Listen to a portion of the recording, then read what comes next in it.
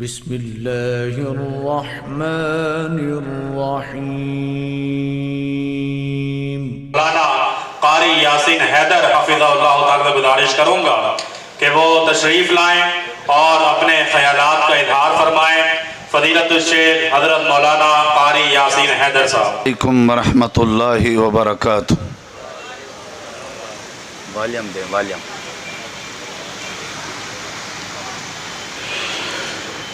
الحمدللہ نحمدہ ونستعینہ ونستغفرہ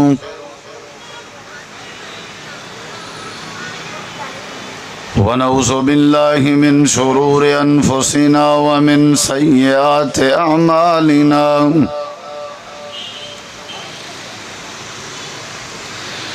من يهده الله فلا مضل له ومن يضلل فلا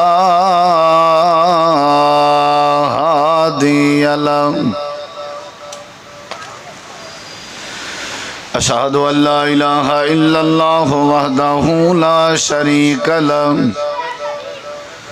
وأشهد أن محمدًا عبده ورسوله صلى الله عليه وسلم۔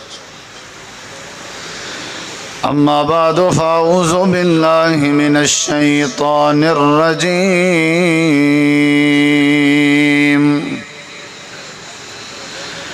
بسم الله الرحمن الرحيم،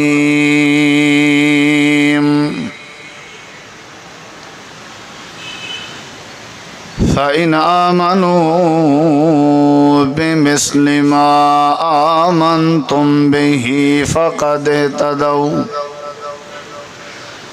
اللهم صل على محمد وعلى آل محمد كما صليت على إبراهيم وعلى آل إبراهيم إنك حميد مجيد۔ اللهم بارك على محمد وعلى آل محمد كما باركت على إبراهيم وعلى آل إبراهيم إنك حميد مجيد۔ ہر قسم کی حمد و ثنا، تعریفات، تحلیلات، تکبیرات، تمجیدات، تسبیحات، بس ٹھیک ہے، اللہ رب العالمین کی ذات اقدس و بابرکات کے لیے خاص، لائق اور زیبا ہیں۔ ریت کے ذرات سے زیادہ، پانی کے قطرات سے زیادہ درود و سلام ہوں امام الانبیاء، اجمل الانبیاء، احسن الانبیاء، اکرم الانبیاء، شفیع المذنبین، رحمت للعالمین، حضرت محمد الرسول اللہ صلی اللہ تعالی علیہ وآلہ وسلم تسلیما کثیرا کی پاکیزہ ہستی پہ مختصر حمد و صلات کے بعد ذی وقار علماء کرام و معزز سامعین کرام، بزرگوں، دوستوں، بھائیوں، ساتھیوں، ہدایت اللہ تبارک و تعالی کی طرف سے ایک عظیم نعمت ہے۔ صراط مستقیم کی پہچان، سیدھے راہ پہ چلنا، یہ اللہ تبارک و تعالی کی طرف سے خاص انعام ہے اور خاص عنایت ہے۔ اگرچہ اس کے علاوہ اللہ تبارک و تعالی بے شمار ہمارے اوپر احسانات کر چکا ہے اور کر رہا ہے، لیکن ہدایت ایک ایسی نعمت ہے جو نعمت عظمی کی حیثیت رکھتی ہے۔ رب تعالیٰ کی کوئی نعمت، اللہ تعالیٰ کا کوئی فضل ہدایت والی نعمت کا مقابلہ نہیں کر سکتا۔ جنت کا داخلہ اس وقت تک نصیب نہیں ہوتا جب تک کہ بندے کے پاس ہدایت نہ ہو۔ اللہ تبارک و تعالی کا تعلق بندے کے ساتھ اس وقت تک نہیں بنتا جب تک ہدایت نہ ہو۔ جناب رسول کریم علیہ السلام کی امت میں آدمی اس وقت تک شامل نہیں ہو سکتا جب تک کہ ہدایت نہ ہو، اور آپ کے دست مبارک سے حوض کوثر بھی اسے نصیب ہوگا جس کے پاس ہدایت ہو۔ جہنم سے نجات بھی اس بندے کا مقدر بنتی ہے جس کے پاس ہدایت ہو۔ نبی رسول پیغمبر جتنے بھی تشریف لائے سب نے لوگوں کو آ کر کے دعوت ہدایت پیش کی، کیونکہ اللہ تعالی نے قرآن مجید میں یہ بات فرمائی کہ سب سے پہلے روئے زمین پہ آسمان سے میں نے جو چیز نازل کی تھی حضرت سیدنا آدم علیہ السلام کے بعد وہ ہدایت تھی۔ فَإِمَّا يَأْتِيَنَّكُم مِّنِّي هُدًى فَمَن تَبِعَ هُدَايَ فَلَا خَوْفٌ عَلَيْهِمْ وَلَا هُمْ يَحْزَنُونَ، یعنی ہدایت وہ عظیم نعمت ہے جس کے ملنے کے بعد کسی قسم کا خوف نہیں ہوتا اور کسی قسم کا غم نہیں ہوگا۔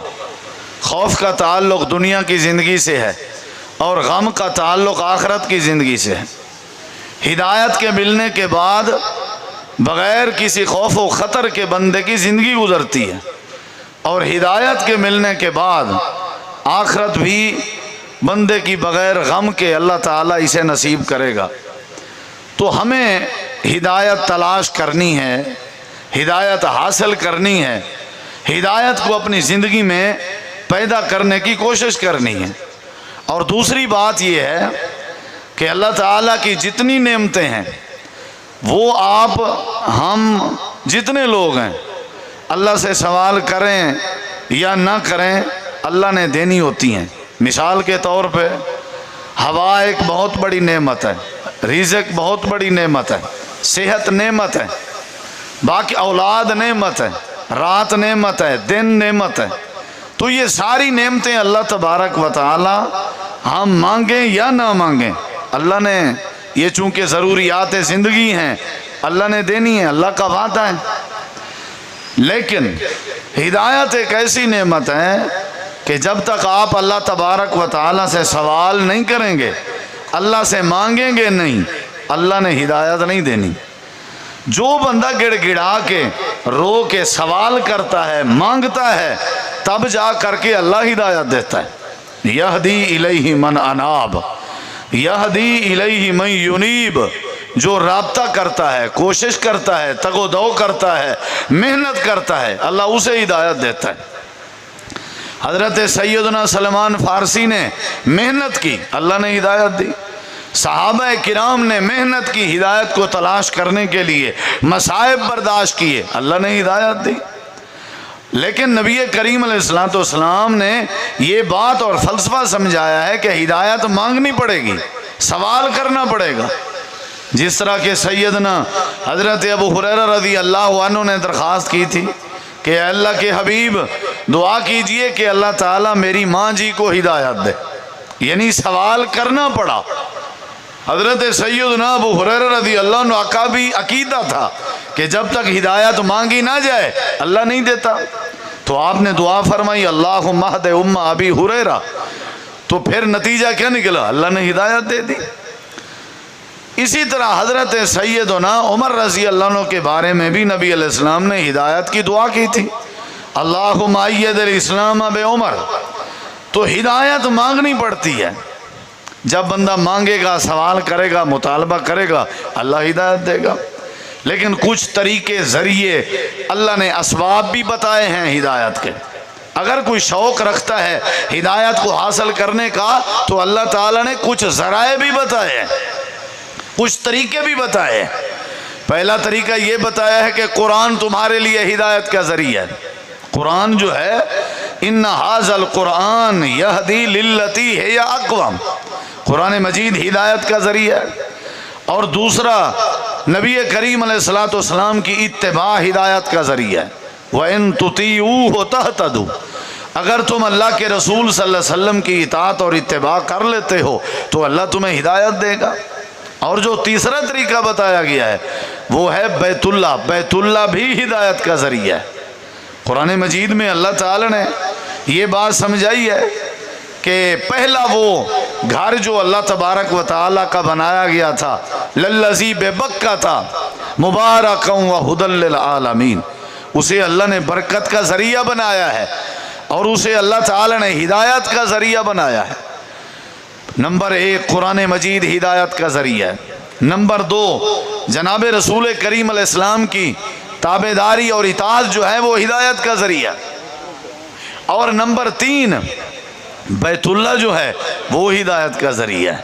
اور جو چوتھی چیز ہے جس پہ میں لب کشائی کرنے کا ارادہ رکھتا ہوں، آپ نے اس پہ غور کرنا ہے. چوتھی چیز جو ہے جو ہدایت کا ذریعہ ہے وہ کیا ہے؟ اللہ تعالی نے قرآن مجید میں فرمایا فَإِنْ آمَنُوا بِمِثْلِ مَا آمَنْتُمْ بِهِ فَقَدْ اهْتَدَوْا، کہ اگر تم اپنا ایمان اپنا کردار ایسا بنا لو جیسا کہ صحابہ کرام کا تھا تو اس کے بدلے میں اللہ تمہیں ہدایت نصیب کر دے گا. یعنی صحابہ کے کردار کی طرح کردار بنانا پڑے گا، صحابہ کرام کے ایمان کی طرح ایمان بنانا پڑے گا، تب جا کر کے اللہ تعالیٰ ہدایت نصیب کرے گا. قرآن بھی ہدایت کا ذریعہ ہے، اس پہ بے شمار دلائل دیے جا سکتے ہیں. جناب رسول کریم علیہ السلام کی پیروی بھی ہدایت کا ذریعہ ہے. اسی طرح بیت اللہ شریف بھی ہدایت کا ذریعہ ہے.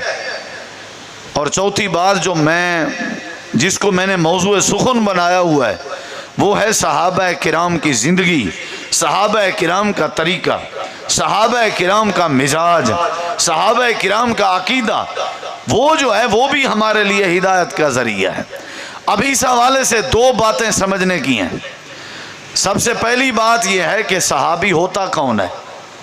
پہلے یہ سمجھنا ہے جن لوگوں کا کردار ہمارے لیے ہدایت کا ذریعہ ہے وہ لوگ ہیں کون، ان کا تعارف کیا ہے، ان کی تعریف کیا ہے، ان کی پہچان کیا ہے. پہلے تو یہ سمجھ لینا چاہیے ہمیں ایز اے مسلمان. بعد میں جو ہم آنے والے ہیں اگر ہمیں ہدایت کی ضرورت ہے تو اللہ نے جو کہا کہ صحابہ کرام کا طریقہ تمہارے لیے ہدایت کا ذریعہ ہے تو کم از کم پہلے ہم یہ تو سوچیں، ہمیں یہ دیکھنا چاہیے کہ صحابی ہوتا کون ہے.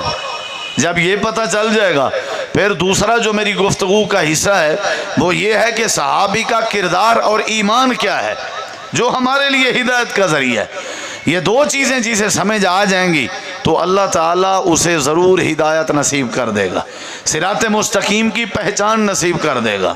تو یہ صحابہ کرام کی زندگی ہمارے لیے بعد میں آنے والوں کے لیے ہدایت کا ذریعہ ہے. ان کا ایمان، ان کا کردار، ان کا حج، ان کا روزہ، ان کی نماز، ان کی عقیدت، ان کا عقیدہ، یہ سب ہمارے لیے ہدایت کا ذریعہ ہے. تو صحابی کہا کسے جاتا ہے؟ جو ہمارے لیے ہدایت کا ذریعہ ہیں، تمام لوگوں کے لیے ہدایت کے لیے نمونہ ہیں، وہ ہیں کون؟ صحابی کہتے کسے ہیں؟ نبی کریم علیہ السلام کا فرمان ذیشان ہے.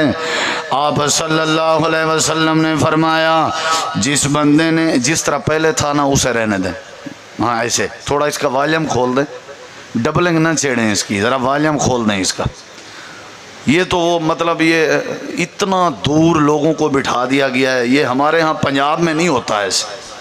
جب تک ہم کسی کو دیکھیں نا سامنے، جہاں یہ سٹینڈ والے بیٹھے ہیں یہاں آپ کو بیٹھنا چاہیے تھا.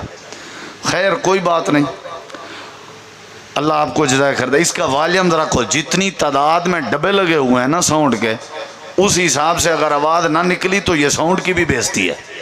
کیا خیال ہے بھائی؟ تھوڑی سی ایکو اس کی دے دیں، ڈبلنگ نہ چھیڑے.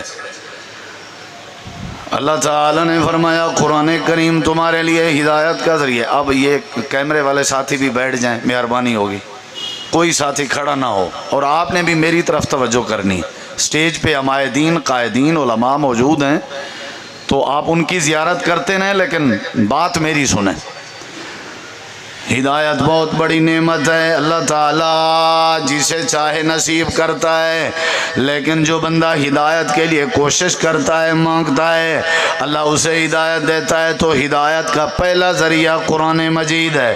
جو بندہ قرآن مجید کو پڑھتا ہے، سمجھتا ہے، اس پہ غور کرتا ہے، قرآن مجید کی آیات پہ غور کرتا ہے، اللہ اسے ہدایت ضرور عطا کرتا ہے۔ نمبر 2، جو بندہ نبی کریم علیہ السلام کی پیروی کر لیتا ہے، اتباع اور اطاعت کر لیتا ہے، اللہ اسے بھی ہدایت نصیب کر دیتا ہے۔ تیسرے نمبر پہ فرمایا بیت اللہ تمہارے لیے ہدایت کا ذریعہ ہے۔ بیت اللہ کی اذانیں، بیت اللہ کی تکبیریں، بیت اللہ کی نمازیں، بیت اللہ والا سارا معاملہ اور ماحول سارے لوگوں کے لیے ہدایت کا ذریعہ ہے۔ اور چوتھے نمبر پہ جو بات بتائی گئی، فرمایا صحابہ کرام کا کردار، نبی کریم کے یاران کا کردار، اللہ کے نبی کے اصحاب کا کردار، یہ بھی تمہارے لیے ہدایت کا ذریعہ ہے۔ یا اللہ، یہ صحابی کون ہوتا ہے؟ صحابی کسے کہتے ہیں؟ صحابی کی تعریف کیا ہے؟ صحابہ کہتے کسے ہیں؟ نبی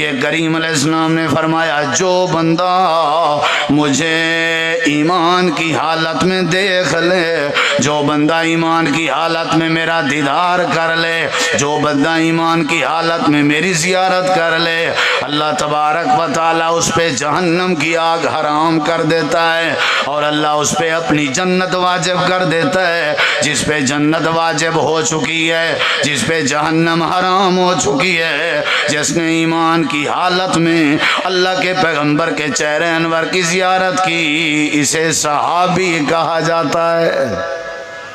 سمجھ آ رہی ہے نہیں؟ مجھے پتا ہے آپ نے بولنا تو ہے نہیں، اگر آپ زور لگا کے بولیں بھی صحیح، مجھ تک تو آپ کی آواز نہیں آنی۔ ہاں بس ٹھیک ہے، اسی طرح زور لگائیں سارے۔ کیا خیال ہے؟ یہاں اگرچہ آپ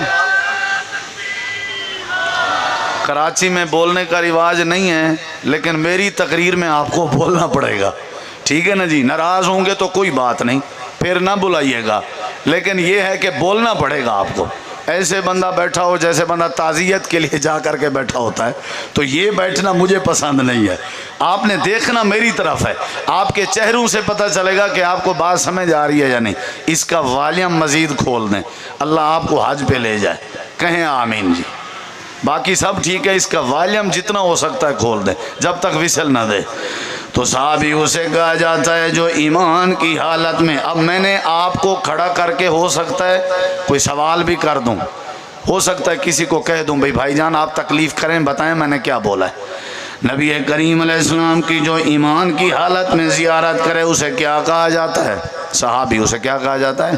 صحابی اسے، صحابہ کا تعارف ہوگا تو آگے کردار سمجھ آئے گا۔ صحابی کسے کہا جاتا ہے؟ صحابی وہ ہے جس پہ جہنم کی آگ حرام ہو جائے، صحابی وہ ہے جس پہ اللہ کی جنت واجب ہو جائے، صحابی وہ ہے جو ایمان کی حالت میں اللہ کے نبی کے چہرے کا دیدار کر لے۔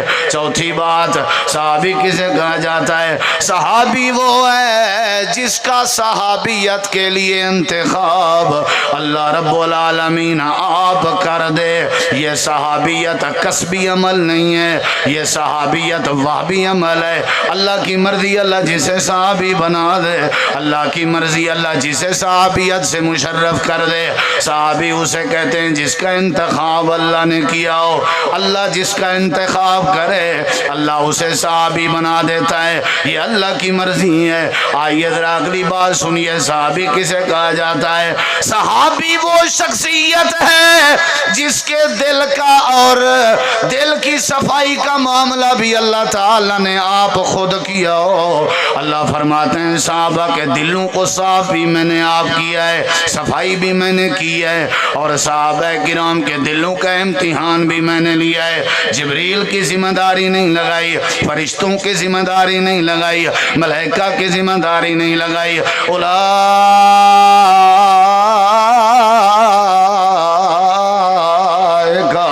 اولئک الذین امتحن اللہ قلوبہم للتقوی۔ اللہ اللہ فرماتے ہیں صحابی وہ ہوتا ہے جس کے دل کا امتحان اللہ آپ لے، جس کا ممتحن اللہ آپ بن جائے اسے صحابی کہا جاتا ہے۔ اللہ فرماتے ہیں صحابی کسے کہا جاتا ہے؟ جس کا امتحان لینے کے بعد اس کے دل پہ ایمان کو لکھ بھی اللہ آپ دے۔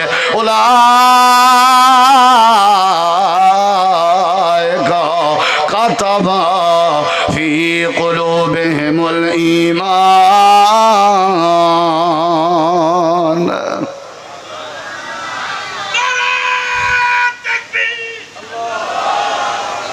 جو زور لگانا ادھر ہی لگا لو، بعد میں کوئی خطیب صاحب آپ کو تنگ نہیں کرے گا انشاءاللہ۔ آپ نے پھر سارے پروگرام میں چاہے نیند بھی کر لینا، آپ کو اختیار ہے۔ آپ نے ادھر والے علماء کی کسر بھی ابھی نکال دی ہے انشاءاللہ۔ میں شارٹ کر رہا ہوں۔ صحابی اسے کہا جاتا ہے جو نبی پاک کے چہرے کی زیارت کرے۔ صحابی اسے کہا جاتا ہے جس پہ جہنم کی آگ حرام۔ صحابی اسے کہا جاتا ہے جس پہ جنت واجب ہو جائے۔ صحابی اسے کہا جاتا ہے جس کا انتخاب اللہ آپ کرے۔ صحابی اسے کہا جاتا ہے جس کے دل کا امتحان اللہ آپ لے۔ صحابی اسے کہا جاتا ہے جس کے دل میں ایمان اللہ آپ لکھ دے۔ بتاؤ صحابہ کے دلوں پہ ایمان کس نے لکھا ہے؟ بتائیے۔ اللہ نے لکھا ہے۔ کس نے لکھا ہے؟ میرا لکھا ہوا ہوتا، آپ کی طرف سے لکھا ہوا ہوتا، ہر کسی کا لکھا ہوا مٹایا جا سکتا ہے، اللہ کا لکھا ہوا کوئی دنیا کا لال نہیں مٹا سکتا، دنیا کی کوئی طاقت نہیں مٹا سکتی، دنیا کائنات کی کوئی طاقت نہیں مٹا سکتی، جتنا مرضی تبصرے کیے جائیں صحابہ کے دلوں سے ایمان نہیں مٹایا جا سکتا۔ اللہ فرماتے ہیں کاتب فی قلوبہم الایمان۔ اللہ پاک نے آپ اپنے ہاتھوں سے صحابہ کے دلوں پہ ایمان تحریر کر دیا ہے۔ صحابہ کسے کہا جاتا ہے؟ اگلی بات جو میں کرنے لگا ہوں اپنے ذہن نشین کر لیں۔ صحابی کسے کہا جاتا ہے؟ ادھر دیکھیں ذرا، یہ میرے سامنے گلدستہ پڑا ہوا ہے، ٹیبل پہ ہم نے گلدستہ رکھا، گلدستے کی وجہ سے ٹیبل خوبصورت ہو گئی، ایسے ہے نا۔ راحل پہ قرآن پاک رکھا جاتا ہے، قرآن پاک کی وجہ سے راحل خوبصورت ہو جاتا ہے۔ جب گلدان میں کوئی پھول رکھا جاتا ہے تو گلدان خوبصورت ہو جاتا ہے۔ کسی کرسی پہ کوئی شخصیت بیٹھ جائے، کرسی خوبصورت ہو جاتی ہے۔ پنڈال میں آپ تشریف لائیں ہیں، آپ کے آنے سے پنڈال خوبصورت ہو جاتا ہے۔ لیکن جب صحابہ کے ایمان کی باری آئی، اللہ نے یوں نہیں کہا کہ صحابہ کے دل میں اللہ نے جب ایمان لکھا ہے تو ایمان کی وجہ سے صحابہ کے دل خوبصورت ہو گئے، یوں نہیں کہا گیا۔ حالانکہ اصول یہی چلتا آ رہا تھا، ایمان کے آنے سے صحابہ کے دل خوبصورت ہو جاتے، لیکن اللہ نے یہاں اور بات کی ہے۔ اللہ کریم فرماتے ہیں وَلَكِنَّ اللَّهَ حَبَّبَ إِلَيْكُمُ الْإِيمَانَ وَزَيَّنَهُ فِي قُلُوبِكُمْ وَكَرَّهَ إِلَيْكُمُ الْكُفْرَ وَالْفُسُوقَ وَالْعِصْيَانَ أُولَئِكَ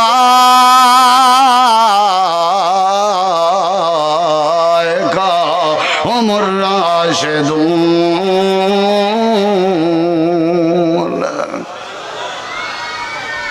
ادھر کیا بات ہوئی؟ ادھر دیکھیں بھائی، یہاں کیا ہوئی؟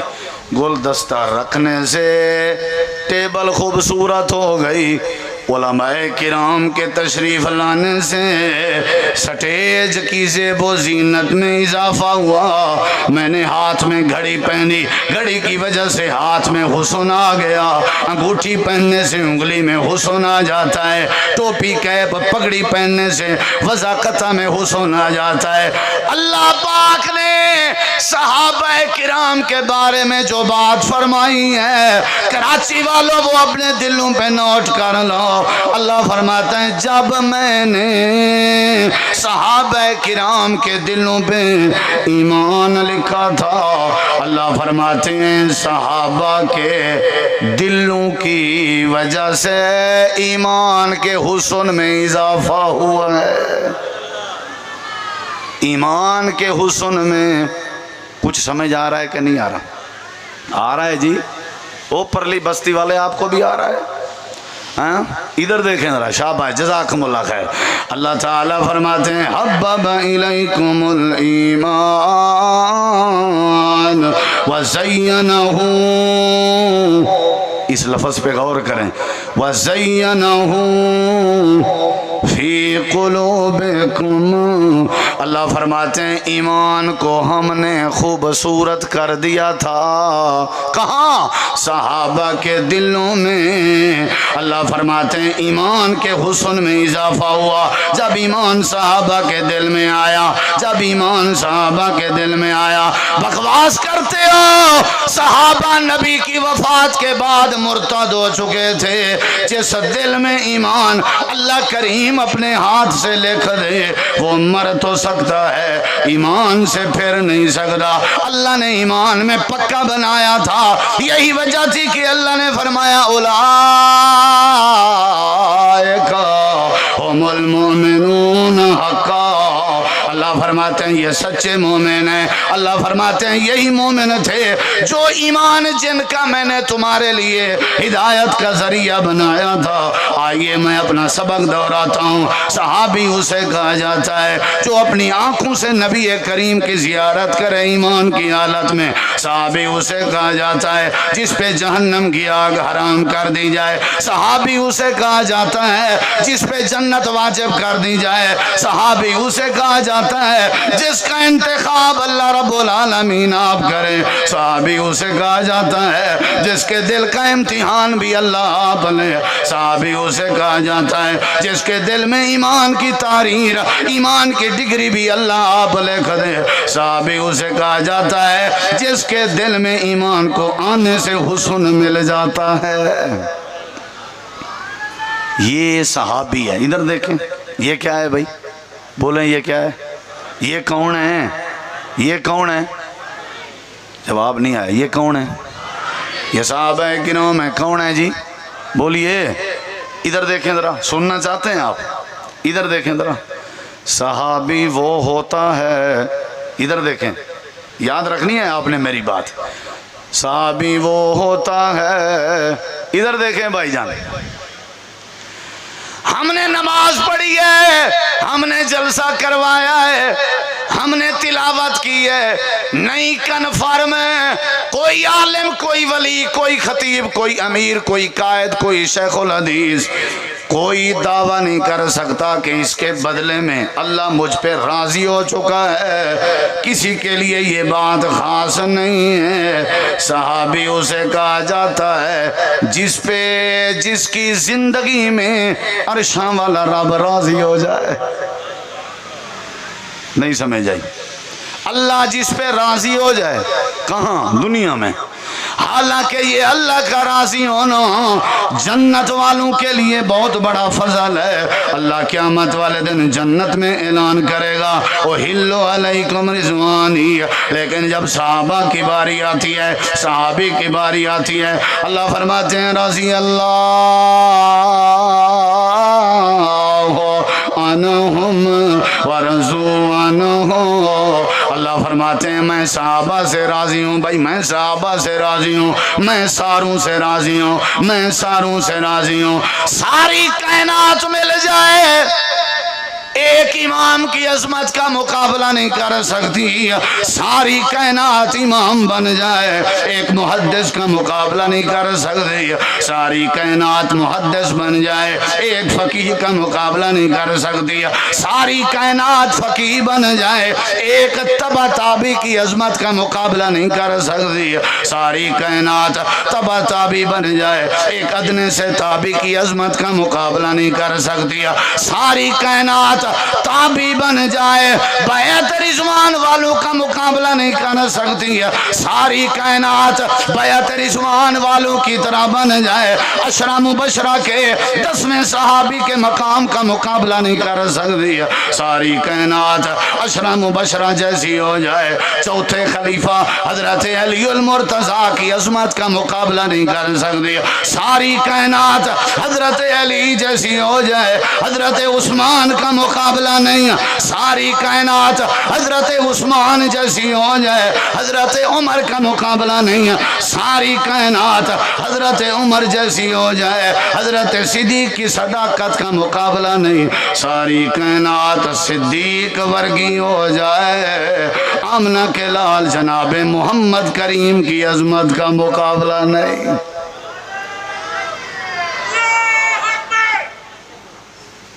इवें इवें किस्तें च नारे मारी रहो हैं। तुसा मेरी जाते हो वो आते 14 घंटे का सफर कर रहा वो वल थोड़े के पुछा कितनी भी हाँ सौ थी। सुभान अल्लाह। हाँ जी, साहबी उसे कहा जाता है थोड़ा सा वॉल्यूम और खोल जाए ना, अल्लाह करे तो इस भाई को अल्लाह उम्रा करा दे। दुआ करें आमीन, दुआ करें जी। और खुल जाए, खुलती नहीं है आवाज़। मेरा दिल करता है मैं उधर आ जाऊं 2 मिनट के लिए तो भाई को इधर बिठा दो, फिर मैं सेट कर लूँगा। बहरहाल फिर भी ठीक है। ये कराची के पूरे टूर में पहली मरतबा हलाली स्पीकर मिला है। दुआ करें अल्लाह सबको बरकत दे। अहले हदीस की मस्जिद और स्पीकर अच्छा हो, ये क़यामत की निशानी है। हाँ, ये तो हो ही नहीं सकता हैं। हाँ, अगर कहीं अच्छा लगा भी होगा तो 2-4 बाबे होंगे इंशाल्लाह, वो इजराइल का किरदार अदा करेंगे और आवाज़ नहीं खोलने देंगे। भाई मौली साहब को ऐसे ही यहाँ पीटने दो, ये बेहोश हो जाए 1122 बुलानी पड़े, फिर मज़ा आएगा कि इसने माशाल्लाह तबलीग की है। चलो जी, अल्लाह सबको जज़ाए खैर दे। हाँ जी, ऊंची आमीन कह दें, सब कह दें। जिन्होंने माशाल्लाह प्रोग्राम बज़म सजाई है अल्लाह सबकी कबूल फरमाए, जिन्होंने मेहनत की अल्लाह कबूल फरमाए। साहबी उसे कहा जाता है जिस पे अल्लाह बोले अल्लाह राज़ी हो जाए। अल्लाह को जिस पे अल्लाह राज़ी हो जाए, तू कौन होता है उस पे नाराज़ होता है? तू, तेरी क्या मजाल के तू साहबी पे नाराज़ है? तेरी क्या जुर्रत के तू साहबी पे गुस्सा है? साहबी वो होता है जिस पे अल्लाह राज़ी हो जाए और दुनिया में अल्लाह राज़ी हो जाए। अगली बात मैं ज़रा करने लगा हूँ, ज़रा इस पे भी आपने तवज्जो देनी है। साहबी किसे कहा जाता है? अल्लाह ने किसी को नहीं कहा मैंने तुम्हें माफ़ कर दिया, नमाजियों मैंने माफ़ कर दिया, हाजियों मैंने माफ़ कर दिया। सहाबी रसूल एक ऐसा रिश्ता है जिसे अल्लाह तबारक व तआला दुनिया की ज़िंदगी में माफ़ कर देता है। अल्लाह ने जिसको दुनिया में माफ़ कर दिया हो उसे सहाबी कहा जाता है। जब चिट्ठी भेजी जा रही थी, चिट्ठी फिर पकड़ी गई, फिर नबी पाक के पास लाई गई। पता चला हजरत हातिब बिन नबी बलता ने चिट्ठी भेजी थी। आपने हजरत हातिब को बुलाया, आपने फरमाया हातिब चिट्ठी तुमने लिखी है? जी मैंने लिखी है। झूठ नहीं बोला? जी मैंने लिखी है। आपने फरमाया क्यों लिखी है? अल्लाह के नबी वजह ये है, वजह ये है, वजह ये है मेरे अहले खाना मक्का में पीछे रह गए। अरब वालों का दस्तूर है अगर अरब के साथ अच्छाई की जाए ये बदले में अच्छाई करते हैं। मैंने सोचा कि इनके साथ भलाई कर दूं, खबर दे दूं इनको, हो सकता है इसके बदले में मेरे बच्चों के साथ अच्छा बर्ताव करें। हजरत हातिब बैठे हुए हैं। हजरत सैयदना उमर ने कहा अल्लाह के नबी मुझे इजाज़त दीजिए, मैं तलवार निकाल के हजरत हातिब की गर्दन काट के आपके कदमे में रख देता हूँ, आपके कदमों में ढेर कर देता हूँ। इधर तारीखी जुमला इरशाद फरमाया मेरे नबी पाक ने, कराची वालों नोट कर लो। आपने फरमाया उमर तलवार नियाम में डाल, क्या तुझे पता नहीं हातिब बदरी साहबी है? हातिब बोले बोले हातिब हातिब बदरी, उनको तो समझ आ गई थी, आपको तो समझाना पड़ेगा। हातिब बदरी साहबी है। बदरी साहबी की क्या वजह है? बदरी साहबी का क्या मतलब है? जो साहब बदर में शरीक हुए थे, अल्लाह ताला ने उनके लिए ऐलान फरमाया था, ऐ मेरे नबी के यारो, मैंने तुम सब को माफ कर दिया है। यानी हातिब वो है जिसको अल्लाह ताला ने माफ कर दिया है। मैंने थोड़े से वक्त में सहाबी का तारुफ बताया, इनकी अजमत बड़ी है, अजमत की तरफ नहीं जाता, शान बड़ी है, इनकी शान की तरफ नहीं जाता। फिलहाल मैंने तारुफ करवाया है। अल्लाह फरमाते हैं इनका किरदार तुम्हारे लिए नमूना है, इनका ईमान तुम्हारे लिए नमूना है। या अल्लाह इनका ईमान क्या था, इनका किरदार क्या था, अल्लाह ने उनका ईमान भी बताया है, अल्लाह ने उनका किरदार भी बताया है। अल्लाह फरमाते हैं सहाबा का ईमान ये है, इन्नमल मोमिनून अल्लज़ीना आमनू बिल्लाहि व रसूलिही सुम्मा लम यरताबू। अल्लाह फरमाते हैं सहाबा का ईमान ये था, जब अल्लाह की ज़ात पे ईमान ला चुके थे, अल्लाह के पैगंबर पे ईमान ला चुके थे, फिर किसी माहौल में भी, किसी मोड़ में भी सहाबा अल्लाह और उसके रसूल पे शक नहीं करते थे। ये बहुत बड़ा ईमान है।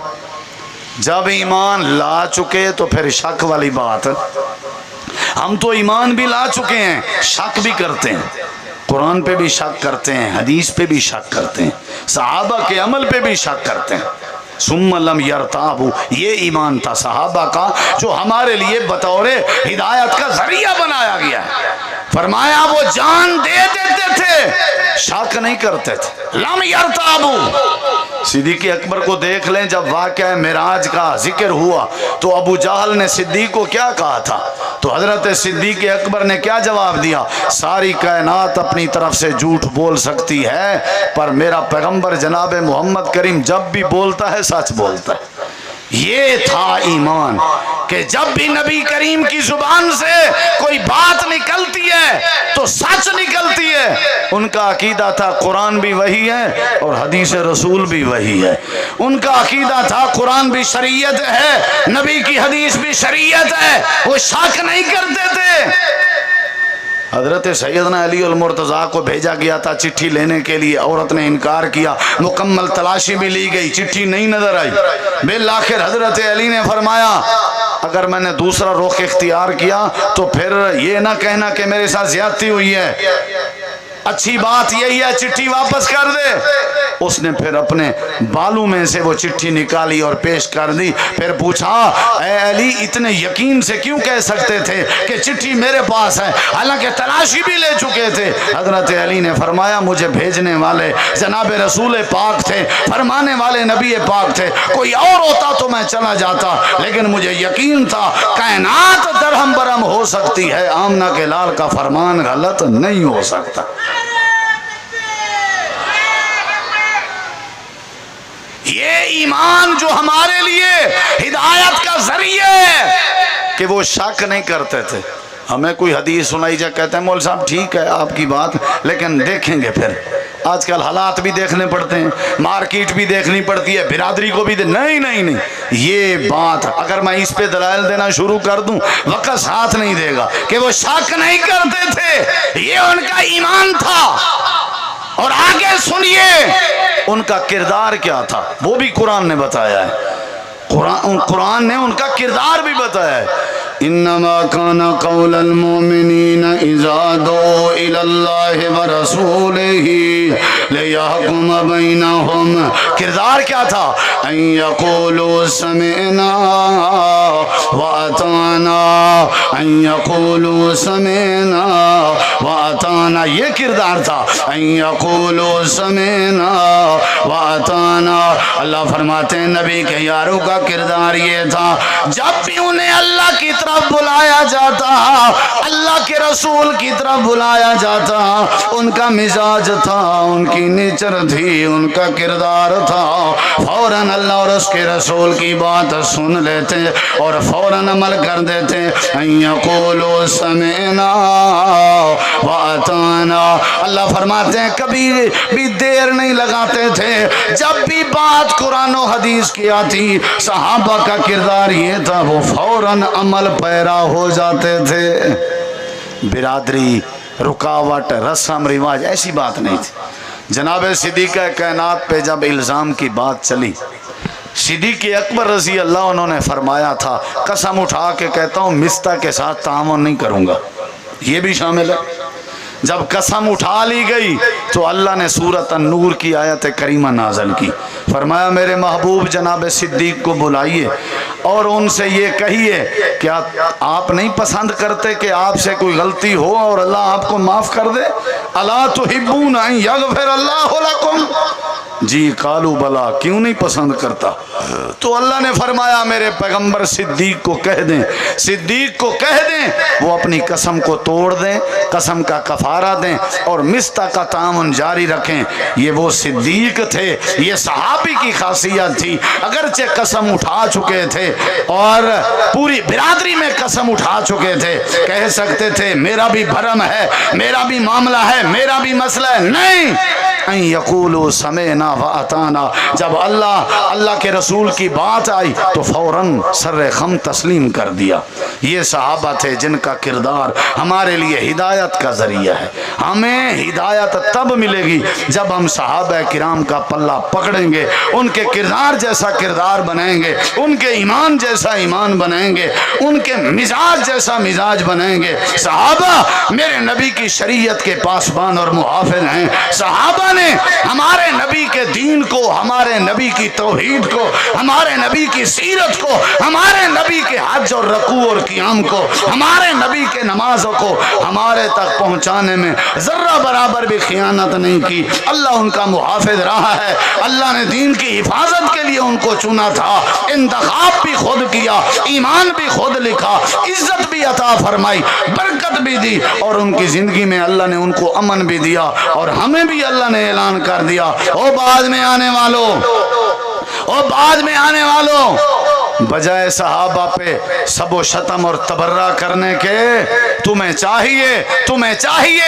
اپنے اندر اعتدال پیدا کرو، صحابہ کرام کے کردار اور ایمان جیسا اپنا کردار اور ایمان بناؤ، میں اللہ ہدایت بھی نصیب کر دوں گا، دنیا آخرت بھی خوبصورت اور سونی بنا دوں گا۔ اللہ سے دعا ہے اللہ ہمیں عمل کی توفیق بخشے، صحابہ کے نقش قدم پہ چلنے کی اللہ توفیق عطا فرمائے۔ علماء کرام امائے دین عمرہ تشریف فرما ہے، ان کی زیارت کا موقع ملا، آپ لوگوں کے دیدار کا موقع ملا، اللہ نے ملاقات کروائی، یا اللہ اس ملاقات کو اپنی رضا کے لیے قبول فرما اور اس پروگرام کو سننے کو سنانے کو یا اللہ قبول فرما کے ذریعہ نجات بنا۔ وآخر دعوانا ان الحمدللہ رب العالمین، جزاکم اللہ خیرا۔